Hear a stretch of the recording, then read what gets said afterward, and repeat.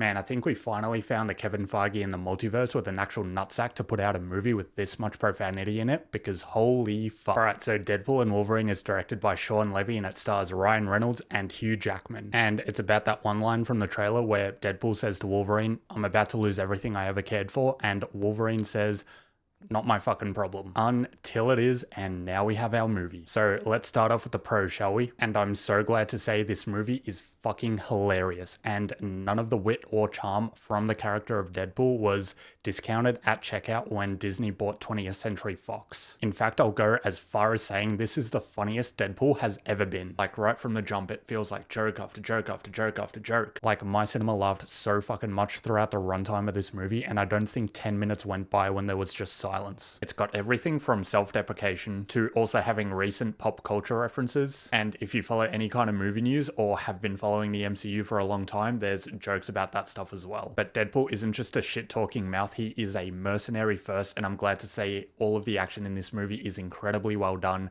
and the choreography is fucking brilliant. And they don't hold back with the blood or the gore either, so there are some pretty gruesome kills in here, and it's just awesome to see. And probably one of my favorite parts of the previous two Deadpool films is that this character is a storyteller at heart. And if you think this movie's gonna play out without Deadpool giving his own narration over it, then you're dead wrong. It's almost like you're watching this movie with director's commentary on if the director was also the star of the film and a part-time comedian. Alright, I feel like I've been talking about Deadpool for far too long now, but Wolverine is also 50% of the title of this film, and long story short, Wolverine is fucking great here. It's bloody impressive to see that Hugh Jackman has not dropped the ball even after 24 fucking years of doing this character. But this time he does it in the yellow suit and the cowl that we've all been waiting for. And I know it wasn't in the trailer, but come on, you knew he was going to wear it eventually. And if he didn't, then the only shot of the cowl we have in live action would have been in the end credit scene of the Wolverine, and that would have been fucking sad, because he doesn't even wear it. And I know I said Wolverine's great and Hugh Jackman's great in this film, but what I'll also mention is that the writing for his character is a little bit weak, and somehow he just comes across as underdeveloped, which is really weird because he's literally the co-star here. But what's really annoying is the movie kind of leads you on a little bit and makes you think that you're going to learn more about the Wolverine, and then it just kind of skips it and goes into a really heartfelt moment, and then you just don't care because you don't know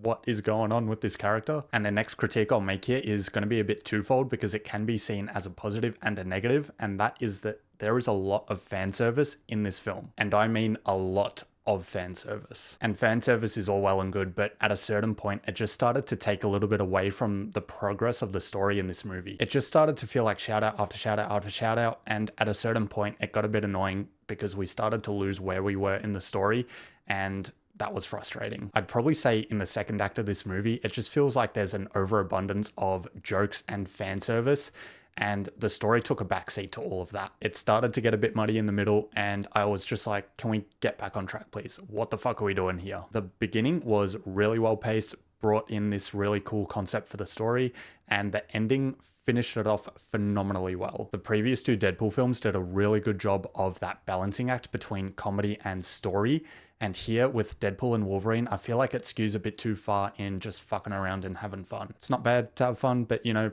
the old saying, too much of a good thing. Anyway, my only other complaint with this film is what they do with the relationship of Wade Wilson and Vanessa. I'm not going to get into spoilers, but all I'll say is it's not the same as it was in the previous two films, and it doesn't make sense, and it doesn't touch on it much. So you're just kind of like, what happened?